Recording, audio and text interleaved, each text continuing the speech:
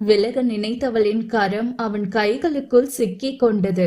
பெண்ணவள் என்னவென்பது போல் பார்த்தாள். என்ன பண்றீங்க? சொல்லிட்டு பேசாம போனா என்ன அர்த்தம்? எதுவும் பண்ண வேணாமா? அச்சோ, நான் சும்மா சொன்னேன். தள்ளுங்க வேந்தன் அங்கிட்டு, காமெடி பண்ணாம. அதற்கெல்லாம் அசருபவனா அவன். அவளை அடுத்த நொடி கைகளில் ஏந்தி கொண்டவன், போலாமா என கண்ணடித்தான்.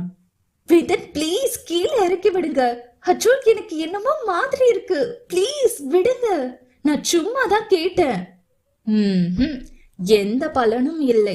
அவளை கையில் ஏந்தியபடியே வீட்டை விட்டு வெளியே நடக்க ஆரம்பித்தான். வேந்தன், பிளீஸ், எல்லாரும் என்ன நினைப்பாங்க? அது மட்டும் இல்ல, நான் வெயிட்டா இருப்பேன். கீழே இறக்கி விடுங்க. என்ன, ஒரு 55 கிலோ இருப்பீங்களா? அப்ப எனக்கு 55 கிலோ தங்க சிலை கிடைச்சிருக்கு. நான் எவ்வளவு பெரிய அதிர்ஷ்டசாலி. வேந்தன், பிளீஸ் என்றவளுக்கு கூச்சமாக இருந்தது. தூரத்தில் ஒரு பாட்டி சென்று கொண்டிருந்தாள். அம்மதா என வேந்தன் கத்தி அழைத்தான். என்ன ராசா என்றார் அவர் கண்களை சுருக்கி பார்த்தபடி. என் பொண்டாட்டி தான் இந்த உலகத்திலேயே அழகு. எப்படி, அழகா இருக்காங்களா என கேட்டான். அவளுக்கு என்ன ராசா, தங்க சிலையாட்டம் இருக்கா ராசாத்தி. மித்துவுக்கு வெட்கம் ஒரு பக்கம், கூச்சம் ஒரு பக்கம். கண்ணும் இரண்டும் கோவை பழமாய் சிவந்து விட்டது. என்னடா வாழ்க்கை இது, மானம் கேட்ட வாழ்க்கை என தலையில் துண்டை போட்டு அமர்ந்திருந்தான் விசா. டே மச்சான் என கத்தினான் வேந்தன். அச்சு, போதுங்க, வாங்க வீட்டுக்கு போயிடலாம். எல்லாரும் நம்மளையே ஒரு மாதிரி பாக்குறாங்க என அவன் சட்டையை பிடித்து சுரண்டினாள். என திரும்பிய விசா வேந்தன் மித்துவை கைகளில் ஏந்தி கொண்டிருப்பதை கண்டான். அட கடவுளே, இவன் என்ன பட்ட பகல்ல நடு ஊருக்குள்ள ரொமான்ஸ் பண்ணிக்கிட்டு திரியறா? டே மாப்பி, என்னடா பண்ற என்றபடி அவர்களிடம் வந்தான் விசா. டே மச்சான், என் கண்மணி தாண்டா இந்த உலகத்திலேயே எனக்கு அழகி. ஐயோ, முத்திருச்சு. கடவுளே, இத மட்டும் அந்த பூவுக்குள்ள பாத்திர கூடாது. அப்புறம் நம்மளையும் தூக்க சொல்லி உயிரை வாங்குவாளே. என் மாப்பி பல்காலு, அதனால தூக்கிட்டான். நான் அந்த பூசணிக்காவை எப்படி தூக்க முடியும்? அதோட எனக்கு சமாதி தான் கட்டணும் என அவன் எண்ணி முடிக்கவில்லை. அங்கே பூவு அவர்களை பார்த்துவிட்டு வெட்கப்பட்டபடியே விசாவை பார்த்து நகத்தை கடித்தாள். ஐயோ, இவன் இன்னைக்கு புதுசா வெக்கமெல்லாம் பண்றா, தூக்க சொல்லிடுவாளோ என அவளை பார்த்தும் பார்க்காதது போலவே திரும்பிக் கொண்டவன் அங்கிருந்து எஸ்ஸாங்க பார்த்தான். ஆயா, என்னையவா கூப்பிட்ட? இதோ வரேன் என எஸ்ஸாங்க நினைத்தான். மாமா மாமா நில்லுங்க என்றபடி பூவு அவன் பின்னே ஓடினாள். ஐயோ பூவே, மாமா ரொம்ப நாள் உசுர் வாழணுடி, வேணாண்டி என அங்கிருந்து நிற்காமல் ஓடினான். அட நாசமா போறவனுங்களா, உங்களுக்கு ரொமான்ஸ் பண்ண இடமா கிடைக்கல, ஏன்டா எங்க உயிரை வாங்குறீங்க என கத்திக்கொண்டு ஓடியவனை ஒலிம்பிக்கில் மட்டும் விட்டிருந்தால் தங்க பதக்கங்களை வாங்கி குவித்து இருப்பான் போலும். அப்படி ஒரு ஓட்டம். அத்தியாயம் 58. இதோடு 6 பாட்டில்களை காலி செய்து டக் என்ற சத்தத்துடன் கையில் இருந்த 7வது பாட்டிலையும் கீழே வைத்தவனுக்கு இப்பொழுதுதான் மெல்ல போதை ஏறியது போல் இருந்தது. அண்ணா போதண்ண, இதோட 7வது பாட்டில்ன. என்னைக்கும் இல்லாம இன்னைக்கு என்ன இம்புட்டு ரவுண்டு என அவன் காலை அமுக்கியபடி கேட்டான் மருதுவின் துடுப்பு. எம்புட்டு அடிச்சும் எழ போத ஏறலையே. அவதாண்டா, அவளால தாண்டா என்ன படுத்துறாடா. எனக்கே அவ தண்ணி காட்டுறாடா. அண்ணா, அண்ணியவா சொல்றீங்க? அவளதாண்டா என் வென்று. என்ன அண்ணி அப்படி என்ன பண்ணாங்க? அவ என்னை மதிக்கவே மாட்டேங்கிறாடா. அவ திமிர அடக்கணும்டா. அவ தெரியறத பார்த்தா என்னை கட்டிக்க மாட்டா போலடா பரட்ட. அப்படி மட்டும் நடந்துச்சு, அவளை உசுரோட கொழுத்திடுவேண்டா. அண்ணா, நாம என்னன்னா ஒரு யோசனை சொல்லவா? சொல்லுடா பரட்ட. அவ எனக்கு கிடைக்கணும், அதுக்கு நச்சுன்னு ஒரு யோசனை சொல்லுடா. அண்ணா, எனக்கு தெரிஞ்சு அவங்க வீட்டுல யாரும் அண்ணிய உங்களுக்கு கட்டி கொடுக்க மாட்டாங்க போல. அண்ணியும் சம்மதிப்பாங்களான்னு தெரியல, அதனால என்று இழுத்தான். என்னடா ட்விஸ்ட் வைக்கிற? என் வெங்காயம் சொல்லுடா என ஒரு மிதி மிதித்தான். பேசாம அண்ணிய கடத்தி கல்யாணம் பண்ணிட்டா என்ன? யோசனையுடன் தனது தாடியை சொரிந்தான் மருது. என்கிட்ட வேலைக்கு இருக்கிறதுக்கு இன்னைக்கு தாண்டா உருப்படியா ஒரு மேட்ரு சொல்லிருக்க என சிரித்தான். ஏண்டா பரட்ட, சொல்லுங்கண்ண என ஆர்வமாக கேட்டான். இன்னைக்கு நல்ல நாளா? இன்னைக்கு அமோகமான நாள்ன. அப்ப இன்னைக்கே பண்ணிடலான்னு சொல்ற? வில்லங்கமாய் சிரித்தபடி கேட்டான். ஓ பண்ணிடலாம்ன. ஏ பசு, என்ன ஆட்டம் ஆடுற? இன்னைக்கு உனக்கு தாலி கட்டி அம்புட்டியும் அடக்குறேண்டி என்ன சிரித்தான். எந்திரிடா பரட்ட, போய் நம்ம குடோனை ரெடி பண்ணி வை. இன்னைக்கு தாலிய கட்டி ஃபர்ஸ்ட் நைட்ட முடிக்கிறேன்டா என அவன் காதில் சில விஷயங்களை சொல்லி அனுப்பினான். எதுக்கு வேந்தன் இப்படி அடம் பிடிக்கிறீங்க? வாங்க வந்து ஆவி பிடிங்க என கையை இடுப்பில் ஊன்றியபடி மித்து வேந்தனை முறைத்து பார்த்தாள். கண்மணி வேண்டாம், எனக்கு ஜலதோஷம் தானே, அதுவே சரியாயிடும், அதெல்லாம் ஒன்னும் பிரச்சனை இல்ல என மெல்ல மூக்கை உறிஞ்சியபடி பேசினான் வேந்தன். எப்படி சரியாகும்? ஹாஸ்பிட்டல் கூப்பிட்டாலும் வர மாட்டீங்க, ஆவியும் பிடிக்கலனா எப்படி? இப்ப வரீங்களா இல்லையா? மிரட்டி கேட்க வேண்டிய நிலை. வேந்தனோ அவளை விட்டு தூரமாக போய் நின்று கொண்டான். கண்மணி மாட்டேன், எனக்கு வேணாம். அட நீங்க என்ன சின்ன பிள்ளையா? சொன்ன கேட்க மாட்டீங்களா? இப்ப வரீங்களா இல்லையா என இருவரும் அந்த வீட்டிற்குள் ஓடி பிடித்து விளையாடி கொண்டிருந்தார்கள். வேந்தனோ அவளுக்கு சிக்காமல் போக்கு காட்டி வெளியே ஓடி விட்டான். நீங்க இப்போ எஸ்கேப் ஆகிருக்கலாம், எப்படியும் வீட்டுக்கு வந்து தானே ஆகணும். போங்க போங்க, பாத்துக்கிறேன் என சிரித்தவள் ஏற்கனவே கோவில் செல்வதற்காக எடுத்து வைத்திருந்த பூஜை பொருட்களை கையில் எடுத்து கொண்டாள். பின் வீட்டை பூட்டி விட்டு கோவிலுக்கு சென்றாள். செல்விமாவுக்கு மனதே சரியில்லை. அதனால் பேசாமல் வசுவின் ஜாதகத்தை போய் சாமியிடம் பார்த்துவிட்டு வரலாம் என சாமியாரிடம் சென்றிருந்தாள். சாமி, என்னமோ தெரியல, வீட்டுல ரொம்ப நாளாவே ஒரே பிரச்சனை. என் பொண்ணு வாழ்க்கை ஏன் இப்படி குளத்துல பட்ட கல்லு மாதிரி ஒரே குழப்பமா இருக்கு. அவ வாழ்க்கைய நினைச்சு எனக்கு ரொம்ப பயமா இருக்கு.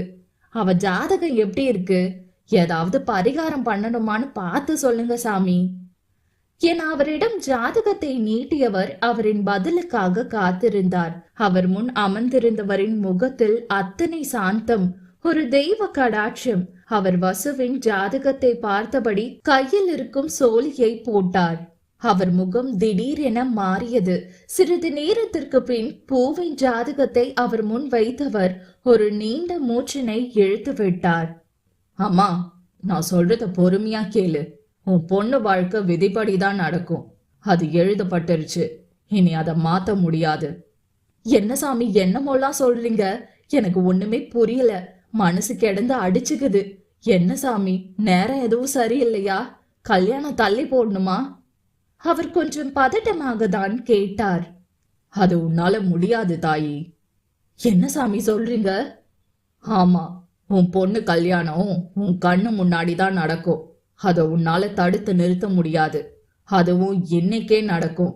இதுதான் விதி. அவ அதை அனுபவிச்சுதான் ஆகணும். ஐயோ சாமி, என்ன சொல்றீங்க? இன்னைக்கு நடக்குமா? என்ன சாமி, உங்க இஷ்டத்துக்கு என்னமோலாம் சொல்றீங்க? உங்ககிட்ட ஜாதகம் பார்க்க வந்தா வாய்க்கு வந்தபடி சொல்வீங்களா? என்ன சொல்லணும்? நீங்க சொன்னா அது நடக்குமா என்ன என கோபமாக எழுந்தவர் அங்கிருந்து நகர்ந்து சென்றார். இவர் போகும் செல்வி அம்மாவை புன்னகையுடன் பார்த்து கொண்டிருந்தார். நான் வாய்க்கு வந்ததா சொல்றேனா? நான் அந்த பேச்சு அம்மாவை மனசுல வச்சுதான் பேசுறேன். என் வாக்கு பொய்யாகாது. போ, என்னுடைய வாக்கு பொய்யான்னு இன்னைக்கே உனக்கு தெரியும் தாயி என மெல்ல சிரித்து கொண்டார். இங்கே வசுவின் மனது சரியில்லை. கோவில் சென்று வரலாம் என ஏதோ உலக அதிசயமாக கோவிலுக்கு சென்றவள் தனது குமுறல்களை எல்லாம் கொட்டி தீர்த்து விட்டு வெளியே வந்தாள். அப்பொழுதுதான் மித்துவும் சரியாக கோவிலுக்குள் வந்திருந்தாள். உள்ளே நுழைந்த மித்துவின் கண்களில் சோகமே வடிவென சென்ற வசு பட்டுவிட்டாள். எப்படியும் தான் பேசினாலும் அவள் பேச மாட்டாள் என எண்ணியவள் அமைதியாக சென்றாள். ஆனால் அவளின் முகம் ஏனோ மித்துவுக்கு கஷ்டமாக இருந்தது. அவள் இப்படி சோகமாக இருப்பவள் இல்லை. அவள் நார்மலாக இருந்திருந்தால் இந்நேரம் மித்துவை கண்டு ஒரு கலவரமே நடத்தி இருப்பாள். ஆனால் இன்று எதையோ இழந்தது போல் அல்லவா இருக்கிறாள். பேசாமல் நாமே சென்று பேசி பார்ப்போம் என வேகமாக கடவுளை வணங்கிவிட்டு வெளியே வர வசுவை காணவில்லை. அவள் கையில் வைத்திருந்த பூஜை தட்டு கீழே விழுந்து சிதறி போய் கிடந்தது. ஏதோ தவறாய் நடந்துள்ளது என்பது மட்டும் மித்துவுக்கு புரிந்தது. அதே நேரம் மருதுவின் குடவுனில் கைகள் இரண்டும் அவளின் தாவணி கொண்டு கட்டப்பட்டு மயங்கிய நிலையில் இருந்தால் வசு. மீனை விழுங்க காத்திருக்கும் கொக்கு போல் கண்ணிமைக்காமல் அவளையே குரோதமாகவும் ரசனையாகவும் பார்த்து கொண்டிருந்தான் மருது, அதுவும் கைகளில் தாலியுடன்.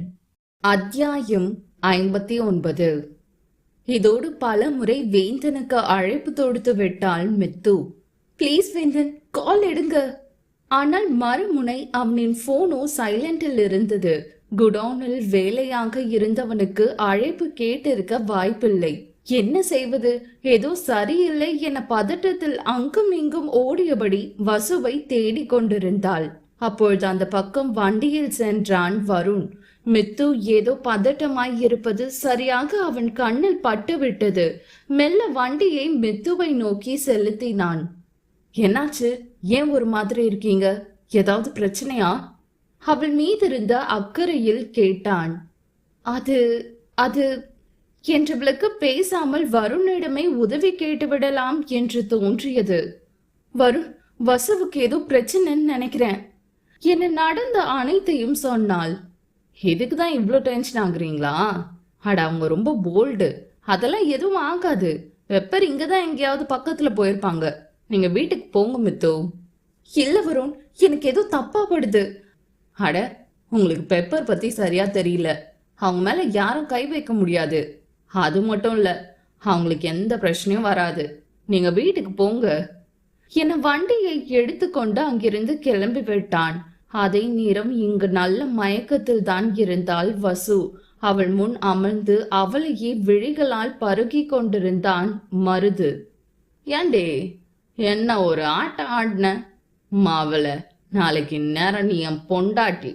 என்னமோ உன் வீட்டுல அந்த துள்ளு துள்ளானுங்க. உன்னை பொண்ணு கேட்டு வந்ததுக்கு நான் தெரு பொறுக்கியா? இல்ல நீ தான் அம்பிட்டு ரதியா? நீ பேரழகி இல்லைனா கூட நீயும் அழகி தாண்டி. அதுலயும் அந்த திமிர் இருக்கே, அது அது தாண்டி உன் அழகு. என்கிட்டயே ரொம்ப ஆட்டம் காட்டிட்ட. அதுதான் தப்பு. இன்னும் கொஞ்ச நேரம் தாண்டி செல்லும், அப்புறம் நீ இந்த மருது பொண்டாட்டி என தாலியை கையில் சுற்றியபடியே அவளை பார்த்து கொண்டிருந்தான். இன்னும் அந்த சடலை என்ன பண்றான்? சொன்னதை செஞ்சுட்டானா இல்லையா? எந்த சிக்னலும் கொடுக்கல. எனக்கு ஏதோ ஒன்றிற்கு காத்து கொண்டிருக்கிறான் போலும். பாதி தூரம் சென்ற வருண் திடீரென வண்டியை நிறுத்திவிட்டு தீவிரமாக எதையோ யோசிக்கலானான். பூத்தட்டை எதுக்கு கீழே போட்டு போகணும்? எங்கேயோ இடிக்குதே. ஒருவேளை மித்து சொன்ன மாதிரி ஏதாவது தப்பா நடந்திருக்குமா என யோசித்தவன் வேகமாக வண்டியை திருப்பிக் கொண்டு மித்துவை நோக்கி சென்றான். மித்து, வண்டியில ஏறுங்க, வசுவை தேடி பார்ப்போம். எனக்கும் ஏதோ தப்பா படுது என இருவரும் அனைத்து இடங்களிலும் தேடினார்கள். வருண், ஒரு நிமிஷம் வண்டியை நிறுத்துங்க என்றாள். என்னாச்சு மித்து? நம்ம எங்கேயோ தப்பு பண்றோம். வசுவை யாரோ கடத்திருக்காங்கன்னு நமக்கு புரியுது. அப்ப நம்ம இப்படி தேடினா கிடைக்க மாட்டாங்க. அவரை பிடிக்காத யாரோ இல்ல பிடிச்சவங்க யாரோ தான் இதை பண்ணிருக்கணும்னு நினைக்கிறேன். வருணுக்கும் மித்து சொல்வதுதான் சரியாகப்பட்டது. நாம ஏன் அது யோசிக்கல? அவளுடன் யாருக்கு பிரச்சனை இருக்கும் என்றவனின் சிந்தனை அன்று வசு ஒருவனிடம் சண்டை போட்டு கொண்டிருந்தாளே, ஒருவேளை அவனாக இருக்குமோ? அவன் நடந்து கொண்ட விதமே சரியில்லை. ஆனால் அவனுடன் தானே அவளுக்கு நிச்சயம் முடிவானது என அனைத்தையும் யோசித்தவனுக்கு ஒன்று மட்டும் தெளிவாக தெரியும். வசுவுக்கு அவனை பிடிக்காது. எனக்கு அந்த மருது மேலதான் சந்தேகமா இருக்கு. மித்துவுக்கும் அன்று வேந்தன் சொன்னது ஞாபகம் வந்தது. கரெக்ட், எனக்கும் அதுதான் தோணுது. அவன் ரொம்ப கேடு கேட்டவன்னு வேந்தன் என்கிட்ட சொன்னாரு. நம்ம பேசாம அவங்க வீடு அப்புறம் அவங்களுக்கு சம்பந்தப்பட்ட இடத்துல எல்லாம் தேடி பார்த்தா என்ன என இருவரும் அவனின் அனைத்து இடங்களிலும் தேடி சென்றார்கள். என்ன வருண், எங்கேயுமே கிடைக்கல. ஒருவேளை நம்ம தப்பா கெஸ் பண்ணிட்டோமோ?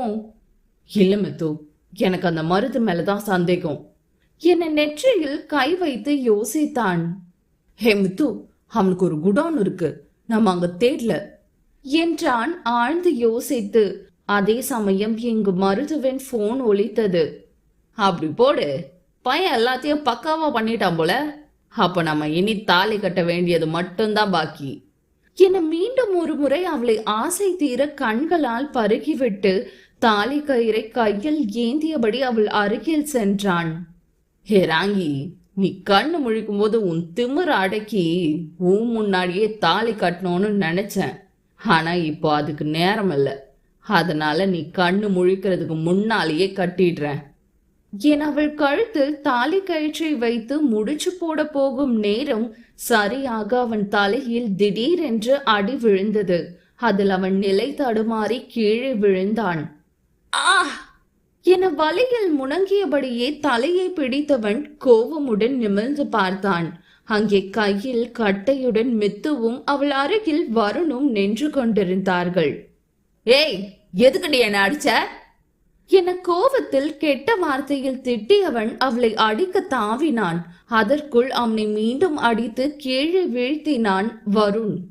டே, உனக்கு வெக்கமா இல்ல? ஒரு பொண்ணு கடத்திட்டு அவ சுய நினைவு இல்லாம இருக்கும் போது அவளுக்கு தாலி கட்ட பாக்குறியே, நீ எல்லாம் ஒரு மனுஷனா? ச்சே என்று அவன் முகம் கூட காண பிடிக்காமல் திரும்பி கொண்டாள் மித்து. மித்து, இவன் கிட்ட பேசி எந்த பிரயோஜனமும் இல்ல. வாங்க, சீக்கிரம் வசுவை இங்கிருந்து கூட்டிட்டு கிளம்புவோம் என வருண் வசுவை நோக்கி ஒரு அடி எடுத்து வைத்தான். டேய், என்ன மனசுல பெரிய ஹீரோன்னு நினைப்பா? நீ இப்ப இவ்வளவு கூட்டிட்டு போனாலும் ஒரு பிரயோஜனமும் இல்ல. உனக்கு ஒரு நியூஸ் சொல்லவா? மொத்த ஊரும் இதோ வெளியே தான் நிக்குது. அவ இருக்க கோலம் பாத்தியா? இருவரும் இப்பொழுதுதான் வசுவை கண்டனர். உடலில் தாவணியின்றி பாவாடை பிளவுஸுடன் மட்டும் கட்டப்பட்டிருந்தாள். இந்த குடவுனு என்னோடது. அதுவும் இந்த நிலைமையில எல்லாரும் இவளை இங்க பார்த்தா அவளே என்ன வேணான்னு சொன்னாலும் இதோ இந்த ஊர் மக்களு எனக்கு அவளை கட்டி வச்சிருவாங்க என நக்கலாக சிரித்தான். அப்பொழுதுதான் நிலைமையின் தீவிரம் இருவருக்கும் புரிந்தது. எப்படியும் அவளை வெளியில் அழைத்து செல்ல முடியாது. அப்படி சென்றாலும் அவன் கூறுவது போல்தான் நடக்கும். எப்படி இவனிடம் இருந்து வசுவை காப்பாற்றுவது என யோசித்தாள் மித்து. ஒரு முடிவுடன் மருதுவின் அருகே சென்றவள் அவளின் சேலை முந்தானையால் அவன் தப்பிக்க முடியாதபடி அங்கிருந்த தூணுக்கு பின் வைத்து அவனை பிடித்து கொண்டாள். ஏய், என்னடி பண்ற? விடுடி, உனக்கு கொன்னு புதைச்சிடுவேன், விடுடி என மருது கோபத்தில் கர்ஜித்தபடி அவளிடம் இருந்து விடுபட முயற்சி செய்தான். மித்துவோ அவன் கையில் இருந்த தாலியை தூக்கி வருணிடம் வீசினாள். என்னவென்று தெரியாமலே வருணும் சரியாக அதை கேட்ச் பிடித்தான். அதை எதற்கு தன்னிடம் கொடுத்தாள் என்பதை போல் வருண் மித்துவை கேள்வியாக பார்த்தான். இப்போ உங்களால மட்டும்தான் வசுவை காப்பாற்ற முடியும். பிளீஸ், அவ கழுத்துல தாலி கட்டுங்க. வாட்? என்ன முத்து சொல்றீங்க? கல்யாணமா? அதுவும் நான் அவங்கள எப்படி முத்து நான் அப்படி பண்ணுவேன்னு எதிர்பார்க்கறீங்க? என்னால முடியாது. அதுவும் அவங்க இந்த நிலைமையில இருக்கும்போது அவங்க சம்பந்தம் இல்லாம என்னால இத பண்ண முடியாது மித்து. இது சரியா வராது என்றான் எதிர்காலத்தை யோசித்தபடி. ஐயோ பிளீஸ் வருண், சூழ்நிலைய புரிஞ்சுக்கோங்க. இல்லனா அவ வாழ்க்கையே கேள்விக்குறியாகிறோம். நீங்க மட்டும் அவளை கல்யாணம் பண்ணலனா அவ வாழ்க்கை இதோ இவனோட சீரழிஞ்சு போயிடும். ஏய், என்னங்கடி என்ன பார்த்தா கேனைய மாதிரி இருக்கா? டே டாக்டரே, அவ எனக்கு கிடைக்கலன்னு வையே, உங்க 2 பேரையும் ஊரு தெரியாம அழிச்சிடுவேன். ஏய், விடுடி விடுடி, என்ன இதுக்கு நீ ரொம்ப வருத்தப்படுவடி. உன்னை சித்திரவதை பண்ணாம விட மாட்டேன்டி. மருது ஒரு பக்கம் கத்தி கொண்டிருந்தான். மித்துவாலும் அவ்வளவு பெரிய உடல்வாகு கொண்டவனை ஒரு அளவுக்கு தான் பிடித்து வைக்க முடிந்தது. அவன் கட்டிலிருந்து வெளிவர போராடி கொண்டிருந்தான். வசுவின் முகத்தையே உற்று பார்த்து கொண்டிருந்தான் வருண். இது சரியானு தெரியல பெப்பர். ஆனா உன்னை காப்பாத்த எனக்கு வேற வழி தெரியல. நீ சுய நினைவோடு இல்லாத போது நான் இப்படி பண்ணக்கூடாதுதான் என மனதோடு எண்ணிக்கொண்டவனுக்கு குழப்பமாக இருந்தது. அதிக நேரமில்லை. அவன் உடனடியாக முடிவு எடுக்க வேண்டிய கட்டாயத்தில் இருந்தான். வருண், சீக்கிரம் முடிவு பண்ணுங்க. இந்த தடியனை என்னால பிடிக்க முடியல. ரொம்ப கஷ்டமா இருக்கு என இவர்கள் பேசிக் கொண்டிருக்கும் பொழுதே மெல்ல கண் விழித்தாள் பூவு. அவள் கண் விழித்ததுதான் தாமதம். வேகமாக தனது சட்டையை கழட்டி அவள் மேல் போத்தி விட்டான் வருண். பெப்பர், டைம் இல்ல, ஒண்ணு மட்டும் சொல்லு. என்ன கல்யாணம் பண்ணிக்க உனக்கு சம்மதமா? அவள் கண்களை பார்த்தபடி கேட்டான். அவள் சரியாக கூட கண் விழிக்கவில்லை. கண்கள் சொருகிய நிலையில்தான் இருந்தாள். என்றால் மெல்ல அவன் தோள்களில் சாய்ந்தபடி. நிதானத்தில் ஒன்றும் அவள் சொல்லவில்லை. ஏதோ கனவுலகில் இருப்பதை போல பாதி மயக்கத்தில் உளறி கொட்டினாள். இது ஒன்று போதுமே அவனுக்கு. கதவை திறந்து கொண்டு ஊர் மக்கள் அனைவரும் உள்ளே வந்தனர். மருது மித்துவிடம் இருந்து கைகளை உருவி கொள்ளும் சமயம் வருண் அனைவர் முன்னிலையிலும் வசுவின் கழுத்தில் மங்கள நாணை பூட்டி 3 முடிச்சினையும் போட்டு முடித்திருந்தான். அத்தியாயம் 60. மஞ்சந்தனில் மஞ்சள் கயிறு தவழ இன்னும் மயக்கம் தெளியாமல் வருண் தோள்களில் சாய்ந்தபடி இருந்தாள் வசு. அனைவர் முன்னிலையிலும் வருண் வசுவின் கழுத்தில் தாலி கட்டியிருக்க அந்த கூட்டத்தில் தான் ஆனந்த கண்ணீர் மல்க வசுவின் அன்னை செல்வி அம்மாவும் விசாவும் நின்று கொண்டிருந்தனர். அவர்கள் அனைவரையும் வேறு விதமாக அல்லவா சொல்லி வர வைத்திருந்தான் மருது. ஆனால் இங்கு நடந்ததை கண்டு அனைவரும் புரியாது விழித்தனர். ஊர் தலைவரோ, இங்க என்னப்பா நடக்குது? வசு புள்ளையும் இந்த மருது தம்பியையும் சேர்த்து தப்பு தப்பா சொல்லிதானே எங்களை கூட்டு வந்தாங்க. ஆனா நீ என்னப்பா அந்த பொண்ணு கழுத்துல தாலி கட்டுற என்றார். புரியாது. அத நாங்க சொல்றோம் என்றபடி உள்ளே நுழைந்தான் வேந்தன். அவனுடன் காவல் அதிகாரிகளும் வந்தனர். இதை கண்டு அனைவரும் அவர்களை புரியாது பார்த்தனர்.